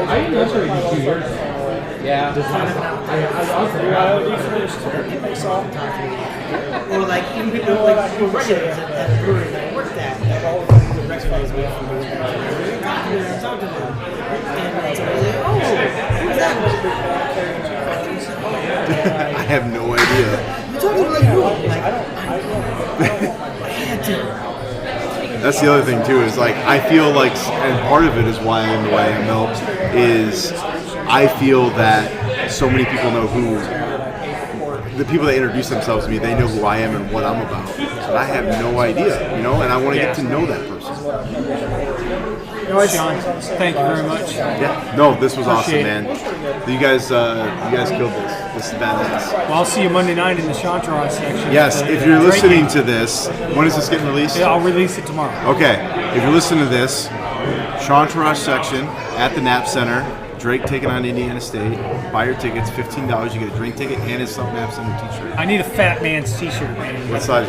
3X. I gotta have a 3X. I might have to reach out. Call the tent maker to help get him. Dude, that was unnecessary. I might have to reach out to I'm as white as you are tall. But no, thank you guys so man, much. Thank This you. is awesome. Thanks for coming out. This is awesome. Nice meeting you. We're gonna bring on a listener. Oh. He wants to hammer you about something. Okay, all and right. then we'll bring on Rob and Chrissy. How's that? Okay, I think that sounds great. Hey, Dave. Oh no, I want you over here. Come here. Didn't you say something about you just want to see how tall Tim was? That's all. I mean, if you're gonna make fun of Tim, you're welcome to come on. Come over here. I only came over to meet you, Tim, and really see how tall you are. You get so much grief. I'm not. You get so much grief. Yeah. No, but I'm much more handsome in person. Didn't you see he's wearing a booster seat and everything? That's right. But I really want to see what's in your shoes. What kind of shoes? You have the elevator shoes on. I should. You know, I come from the land of Prince, and so I should probably figure out how to wear some of those boots. Oh, that's your car out there. I kind of wondered about that. Yeah. That purple car? No, there's a Prince bumper sticker. That's not actually mine. It's a borrowed car. Yeah. That's right. Yeah. Well, I just want to thank you, Dave, for being such a loyal listener. Oh, no problem. I appreciate it. Dave has sent us some questions. He sent us a couple questions for Coach McCarney, and has always been a big supporter. So. Excellent. Yeah, you guys do a nice job. I listen to you on some of my runs, or maybe in the mornings as I'm getting ready for work or whatnot. You like to exercise? I put on my special shoes. Sometimes, like people do it when they're not being chased. Oh, that sounds terrible. With like pitchforks and torches. Or robbing a bank, those type of things. I don't know what that is. Excellent. Well, thank you. I hope we give you motivation to run. That, and I wanted to make sure. Are you guys recording this time? Yes, we are. Yeah, we had a little issue a little bit ago. We had about a 5-minute panic. We thought maybe it didn't record, but we saved the file. My IT expertise came into play. Good. So I'm only here to give you guys shit. That's all. Well, that's all right. Excellent. That's exactly what we need. So cool, man. Thanks for coming down. Good to see you. Yeah. Nice to meet you, Tim. Nice to meet you. All right. Well, I think it's time to bring Rob on, and if we can get Christi. I see Christi behind the bar there. We'll have to get Rob on here in a little bit. Why don't we take a little pause here, grab ourselves a drink, and we can... Okay. Yeah, we're the alcohol side. We're brewer distiller over here, so you guys can be intellectual all day long. You guys win. Hey, you are throwing in the towel too. I know, but I like to drink a lot, so. Okay, fair enough. Yeah. Well, in case you could not pick up, listener, we are now excited to be joined by Rob and Christi Taylor, the proprietors of the fine establishment that we are in, the beautiful space that we are in. Thank you guys both very much for letting us come here. Oh my God! And bring our dog and pony show on the road. This place is great. You guys have been so hard to control here. We appreciate you guys coming down. Everybody looks like they're having fun, which is what we love to see. Yeah, well, it's easy too in such a great environment. I mean, I just can't rave enough about this place every time we come down here. Thanks a lot. Yeah. Yeah, I did not know what to expect coming down here. We have a lot of small craft distilleries in the Twin Cities. They each kind of have their own little vibe. I did not know, it'd been a while since I'd come down to Osceola Iowa. Did not know quite what to expect, what the vibe would be, because you are close to Des Moines in a rural environment. So you must have everybody. You know, it is fantastic. We get all walks of life. We get people who have never been to a distillery, barely drink spirits. They're wine drinkers or beer drinkers, and they come in and want to try spirits for the first time. And it's nice that we have something for everybody. You know, drinks to suit all people's tastes. But we want it to be an environment where it's really cool and it's something different, and it's really kind of sparkly and neat, but yet it's not formal. You can come in and be casual and just be yourself, but yet it's a really cool environment. The couches, I mean, I feel like we're just sitting at like a dining room table more than anything right now. The community seating, just the way that it kind of forces interaction, frankly, amongst people too, which is really fantastic. Yeah, this is all Christi. I mean, this is the speakeasy feel. It's simple but elegant. And the cool thing about it is, just like today, and you'll see it almost every weekend, we have local farmers that have just got done choring cattle. As long as they take their mud boots off at the front door and come in, everything's good. And then we've got people from Kansas City and Minneapolis and Des Moines and Omaha that come out here and that are from the cities. And we have people sometimes that come down here with suit and ties and formals. And anytime you get an opportunity to let those folks intermingle with people that they normally wouldn't intermingle with, cool things happen. I mean, we haven't had a bar fight yet, but give it time. Yeah, give it time. I mean, we still got another 20 minutes, so Tim and I might fight here in a I was bit. going to say that kind of describes our podcast. Simple and elegant. Right, yeah, exactly. Yeah. For those that don't have access to a camera, I'm apparently simple. So I'll tell you what we haven't talked about before is I messaged you a couple weeks ago. I said I was going to bring the boys down, and you were like, yeah, we're family friendly. You have root beer, you have homemade root beer that you guys do. So, you know, if a couple wants to come down and have a drink and they have some kids that want to come down, it's not an environment that you can't bring your kids in. That's right. It's a cocktail room, but it's not a bar. Right, yeah. You know, you can come in and we have meat and cheese platters, but people are welcome to bring food in if they want, and that way you can sit and relax, and yeah, your kids can be here. We do root beer floats and fun things, but we want people to be able to enjoy and not be able to, I can't come because I don't have a sitter. Right. You know? Yeah. No, that's one of the other cool things about this place, and when people come down here for the first time, because I'm sitting on Tim's side on the brewer side, unfortunately the law in the state of Iowa currently says that the only alcohol that we can serve at our distillery is the alcohol that we make. So if somebody wants a beer or they want a glass of wine, we can't provide it. And people are a little, how can I put it? They when they walk up to the bar for the first time and they're like, I don't do hard spirits. Well, you know what? That's okay. You're not drinking whiskey straight most of the time. I might once in a while because that's what I'm paid to do. But what we found is a lot of craft beer people, when they're put in a situation where they have to try a cocktail down here, we find a cocktail that they absolutely love. We haven't had anyone yet that says, you know what, there's nothing that you make that I like.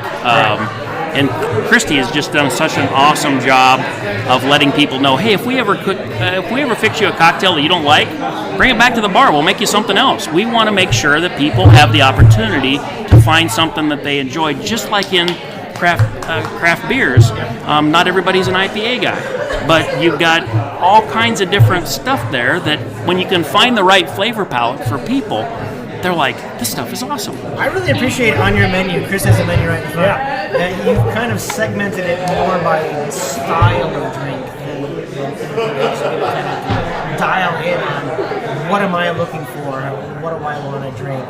What kind of flavor are you looking for? Yeah, exactly. You know, you're looking for more whiskey, you're looking for more vodka, and then you can choose more boozy, little lighter, you know. You got a variety. Sure. People like to be creative too, and that's really fun for us. Somebody will say, can I do this, but maybe make it spicy, or can I do this, but less sweet? And we let people play, you know, and really be creative. They're like, can I maybe try? And then we come up with all sorts of fun things. Yeah, I don't think I've had the same drink every time I've been in here. I've had something different every time because that's just part of the experience. I want to try something different every time. And I've not had a bad one yet. As a matter of fact, my next drink will probably be what Chris is drinking. So, and I'm not normally a gin drinker, but I can't tell you how many times we hear people say that. And Christi, because she's the gin girl and I'm the brown spirits guy, Christi's the one that makes all of our gin here. And the feedback that we've had on people that have tried gin for the very first time, Christi's American Gin, Citrus Forward, Juniper Light, and then our Evil Plan, our nuclear device is the mulberry gin, which doesn't taste like gin at all, but it's just got a tiny bit of juniper in it, just enough to call it gin. Yeah, and I think that's what I have gotten most people to try is the mulberry gin, the mulberry mule, because it's super easy to make at home. Yeah, it's not something you can really mess up. And when we've had people over, that's what I've given them, and it's really gotten me like, wow, I didn't expect that it was going to be that good or whatever. So kudos to you guys. And I will say, I've said it privately, and I say it whenever I can. I can't be more proud of the success that you guys have had and the friendships that you guys have with me. It's just, some people can sit back and look and go and be jealous of people's success. And when I see my friends, right, you guys have figured that out, right? Because Tim's shallow. And he's from Minnesota. I'm shallow and petty. But he's not only from Minnesota. He's from the cities, man. He's from the cities, right? Nah, he's the one of the coolest brewers I've ever met, though. And how many of you those have you met? Wait. Yeah, right. From Minnesota, only a couple of them, but to have somebody of Tim's caliber and experience walk into a distillery. I mean, sometimes a distillery can be as intimidating to a brewer as a brewery can be to a distillery. But the cool thing is that if we can figure out ways to work together, oh my God, there are all kinds of incredible collaboration that can be had between distilleries and breweries. So I've been lucky enough with some of those distilleries to find a way to repurpose barrels, share them back and forth. Absolutely. Some exciting opportunities for you guys to do things like that. You mentioned the challenges with the laws that Iowa has some challenges, Minnesota has some unique challenges. It would be great to be able to have more of that collaboration. Absolutely. I would love to be able to do that. My favorite days of brewing are when I get to go to friends' breweries. Oh yeah. I get to work with someone else on a project. We have 2 different collabs at the brewery I'm at right now, and some of them, they're like 3 or 4 breweries involved in these collabs because we just love learning. Yeah, absolutely. Sharing what we're doing and sharing in what they're doing, and that's so much fun. We used to have when I was in the legislature. There used to be a law in the state of Iowa that craft breweries and home brewers could all get together and they could try their stuff, but that couldn't be taken off of anyone else's premises. And we changed that law in the state of Iowa because it was ridiculous. I mean, anytime you have a collective of distillers or brewers that share ideas and collaborate, oh my God, do amazing things happen. And there's so many alcohol laws today that are so antiquated and all post-prohibition stuff that it really is amazing how, like, for all of the other progress we've made in this industry, how much prohibition still dictates. Because it's not.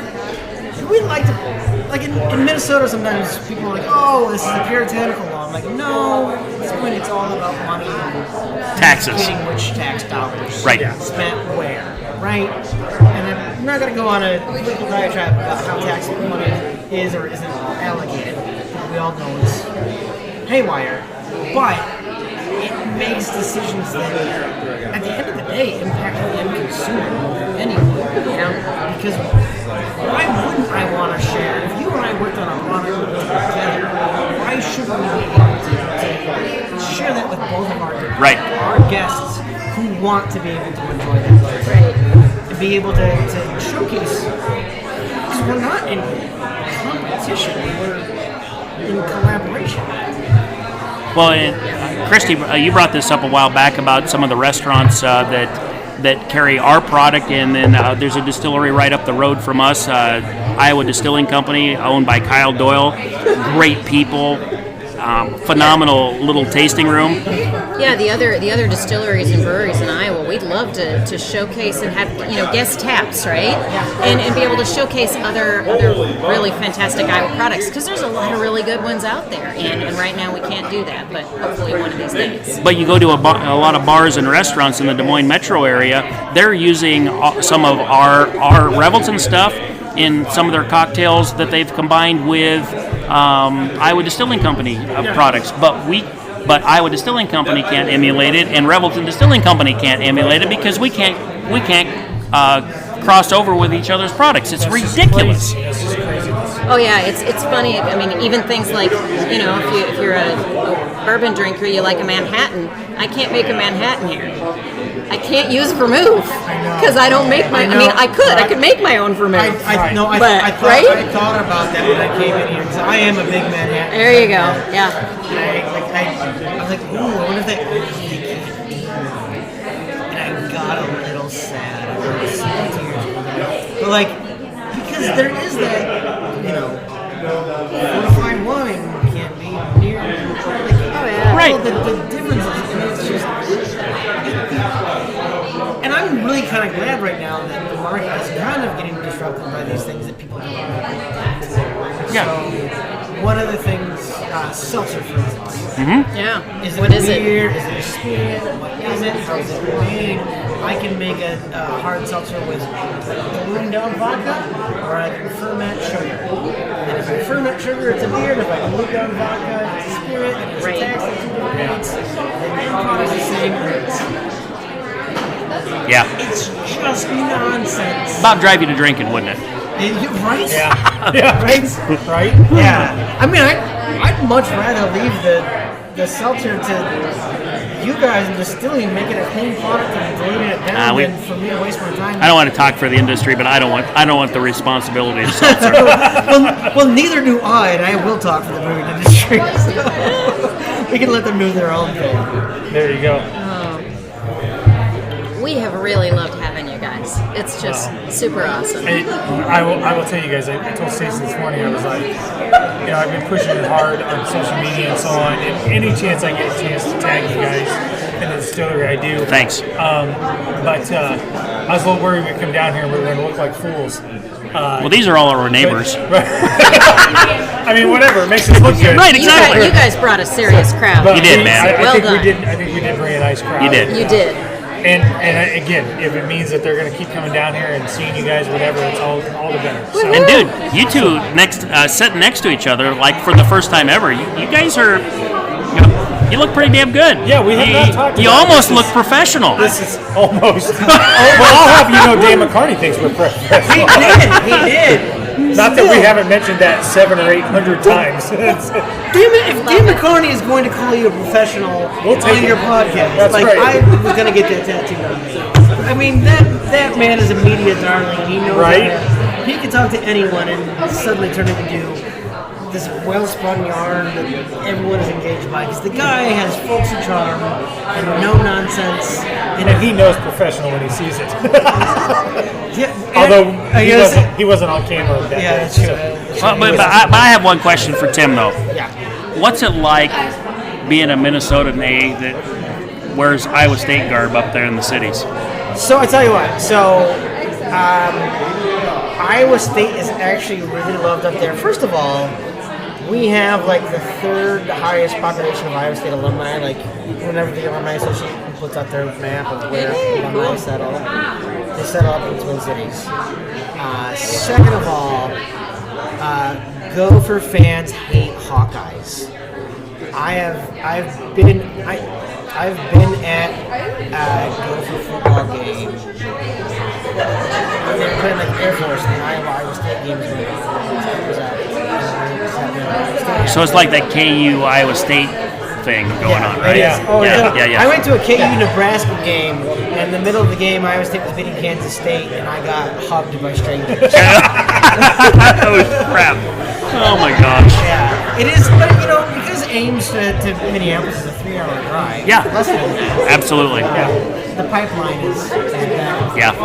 I was up there a few years ago for the Iowa State Texas game, and we were in this random bar at the Mall of America, and there was probably 5 or 6 groups of Iowa State guys in there watching the game. Fans just watching the game. When the alumni club of the Twin Cities puts on game watches, they don't put on like game watches, they put on game watches. There's 3 or 4 bars. It is really nice. A city like that, you either have to live there or you have to really want to live there. Yeah. It's a cool city, though. Yeah, it really is. I love it. This winter's been 7 years. Christy and I are foodies, and we always love coming to Minneapolis and going to Hell's Kitchen and listen to Ted's story is unbelievable, man. If you ever have an opportunity to talk to him and his wife, they're awesome. You know what, man? I was having a very lazy Sunday, and not gonna lie, I had Hell's Kitchen delivered so I could have breakfast in the day. Oh my! I didn't know that was a thing, but now, yeah. It is a thing, and it is brilliant. Hey, I tried that this morning. Just don't. Oh. It gets real quiet real fast. We were. I love your eggs. I don't want the sausage. Oh, fine, whatever. All right, that's it. Oh. See, you talked about being professional, and then you open the door and let him come in and just blow it out. Do you not remember? I mean, he's not changed in the 30 years since. I got more gray hair. I'm losing mine. Thank God I haven't yet. But I walked out the other day and my Ring doorbell went off, and I looked at the video and I was like, "Holy fuck!" Who is that guy? And I looked at my wife. I said, "Do I seriously not have that much hair?" And she's like, "Didn't want to say anything." It is what it is. My daughter, I've got a 6.5-year-old daughter, and she was watching some Disney whatever, and there was some kid purporting to be a teenager on there. Caught the camera from the back end of the bald spot, and I was like, oh, like when I put my hand back there, it feels really full. Like it feels like a lot of hair. It should. And I worry about it. And it's not. It's tactile really abilities. Not, right? So how long have you guys known each other? High school. Freshman year of high school. Really? Yes, 1985. And how long did it take you to like him? We don't have enough time for No. So she's like, we're still waiting on that to happen. Yeah. No. We've been friends a long time. We were friends in high school. Started dating in college. So yeah. Did you guys go to college the same place or no? You didn't. Nope. Nope. Because that portion I've kind of lost track of, right? Good. Like after high school. Good. That's good. That's fine. That's fine. I think everybody should maybe lose track of a couple of Yes. years. Oh, no, I agree. It's really okay to set that aside. No, for a while. I'm with There's a series of unique decisions made between my freshman and sophomore year of college that I would not like to readdress again. Same, but I will go 9th grade to about like yesterday. Yeah, no, I'm with you there. There was a period of time where I'm not exactly proud of the decisions I made. So. And maybe if you can't say that, maybe you just haven't had enough. You've had a boring life. What we now call wisdom, right. Experience. Yeah. I called it an adventure then. Now it's like, what the hell? How do you still live? The worst conversation I ever had was after middle of sophomore year, I had been removed for grades, and I remember going home. Been removed. It's the most passive link. I'm like, where's Chris from study hall? Right. This was in college. Okay. And I went home, and tail between my legs, and my dad had been paying for school. Oh my God, your dad. Yeah, been paying for school, right? Out of his own pocket. And I thought, man, he's gonna be pissed. And all I remember was we were sitting at the kitchen table, and he said, I always thought it would be me that would disappoint you and not the other way around. That was the worst. That was the worst dagger to the heart you could ever get, right? Yeah. You've done that story before, and it still hurts. That's all he had to say, and I was like, and I tell Caitlyn this to this day. That moment on, I swore up and down I would never disappoint him again. And you did turn me around, and turned me around. Yep. You know, your dad was a good man. Took my responsibility serious. I never borrowed another dime from him for money. Yep. If I couldn't make something work, I figured it out, and that was the best. That was the best discussion I'd ever gotten. That's awesome. So he was real, you know? Yeah, right. And he was being honest.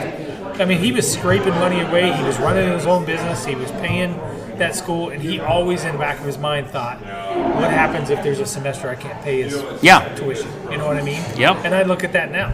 Yeah. So it is. As Caitlyn's over there mocking me. I was gonna say. Right? I was gonna say. It's I've raised her well. Yeah. I thought she was making shadow puppets and stuff. No, it's her international symbol for Dad's running his mouth. Nice. Yeah, just like you, Dad. Thanks, Mike. This is what I do when I'm. This is what he does to me when I'm talking to him. I want to just congratulate you guys because I've seen so many couples go into this endeavor of opening up a place, a brewery, a distillery, or whatever, and all of the time and effort and energy and passion and all of that goes into that. The fact that you guys are sitting at the same table right now. You know, it helps that we have a lot of stress sex.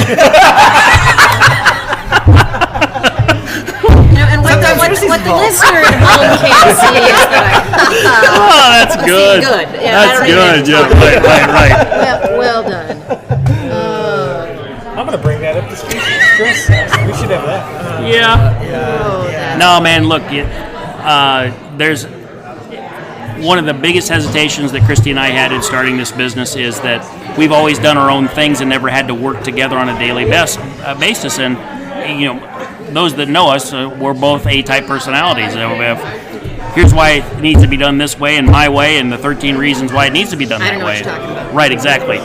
Deny. Yeah. Well, 15 minutes of stress sex. Just a little bit. But this whole project has been a 10-year, 12-year project in the making of going from dreams and ideas to then learning how to work with each other and getting into some pretty passionate disagreements and some arguments. And we have one guy that works for us, and I won't name him, but he's like, watching you guys work, it's really messy sometimes, but when you get it on the other side of it, oh my God, the coolest things happen. And totally. Healthy debate is good. I worked for a brewery. Hashtag stress sex. Stop it.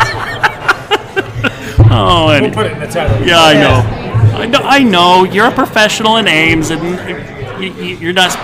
Don't worry, nobody's listening. We're a good 2 hours into this. Oh my God! Get out of it. Right now, so. But no, I worked for a brewery where it was a husband and wife team, and there was a part of that sometimes where. Because there's always office politics, there's always power dynamics, but when you work for a married couple, oh yeah, you guys may or may not always see what that does to your staff, because they also go, I don't know that I'm going to pick a side yet. Right, I don't know whose side. You don't know who the mom or who the dad is, but and so you're don't make me pick a side. Or you know what side you're on, but you're afraid to take that side. Yes. Because I've had that, where on either an issue would come and they would be butting heads, and then they're both trying to get you to do X, Y, or Z, and they're conflicting instruction that you're getting, and you're... We actively talked about that stuff before we started. of knowing, hey, that people could be put in those positions, Right. and we don't want to. Right. Not consciously anyway. And then if we figure out, oh my gosh, that's starting to happen, we like back up the truck as fast as we can and go, oh, can't do that. Because it's not intentional, but it could happen easily without recognizing. One of the So- dynamics that when I worked for my dad, so when you work with family or whatever it is sometimes those completely non-business discussions that you have outside of business filter in to work. I can't tell you how many times This isn't about payroll, is it? Right. I can't tell you how many times Dad fired me from the store for something that happened outside of the store. But he was still pissed off about it, you know, a day and a half later, and then I did something at the store and then I was fired.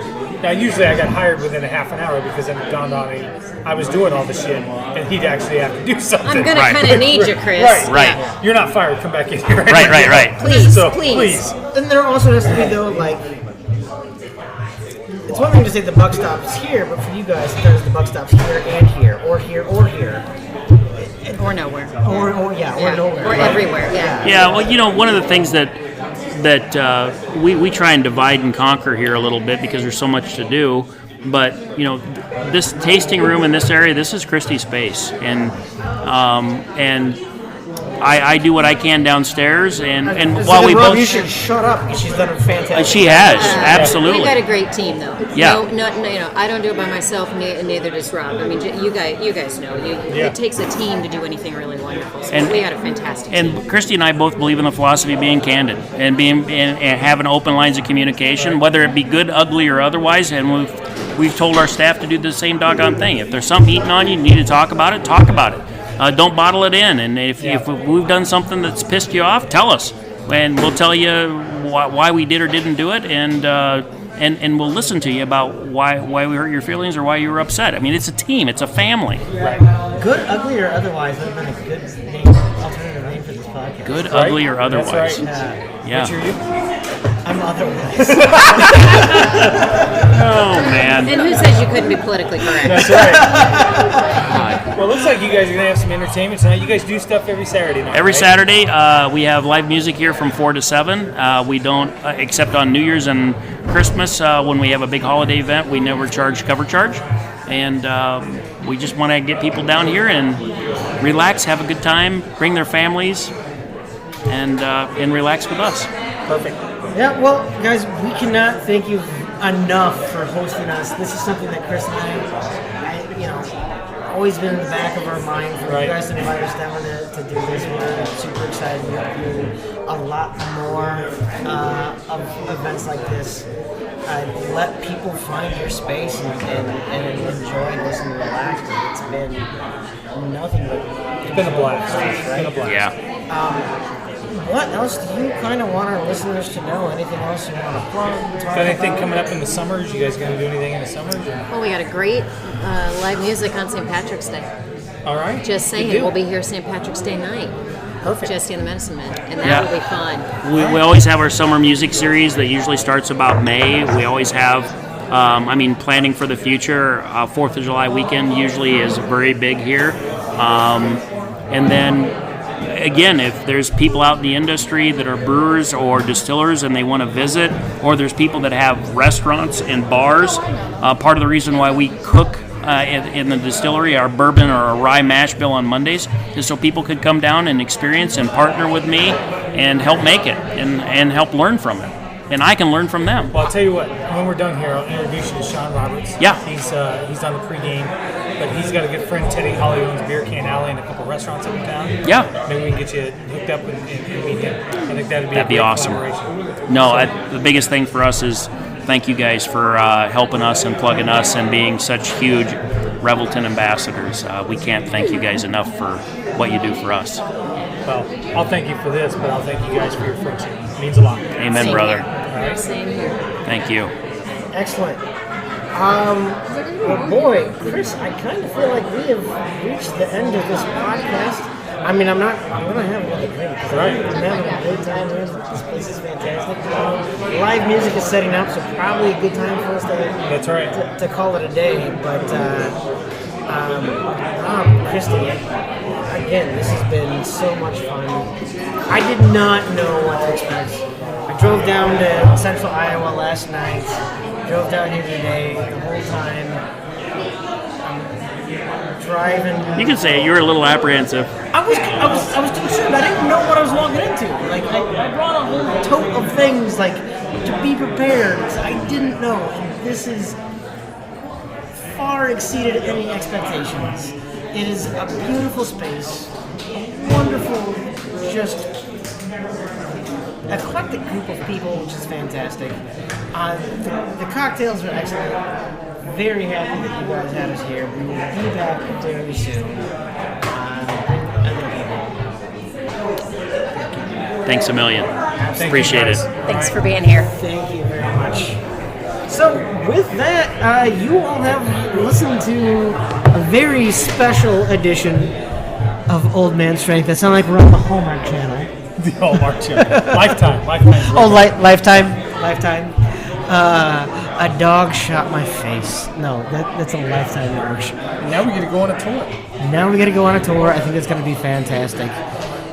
We would bring you all along, listeners, but I don't think visual media works very well over a podcast. But this has been Old Man Strength, the podcast of the Tailgate Society. I am Tim Johnson with Chris Shipley. Please find us at strength_old, and we will see you guys next time. I don't want to get on the bandwagon. I'll burn that wagon down and join the band. Traveling troubadours terrorizing street corners just to try to get some supper in our hands. Now I waited all my life to get this off my chest, scream bloody murder until someone understands that it ain't about the money, the drugs, or the women. I make this noise just because I can, and we'll all join in.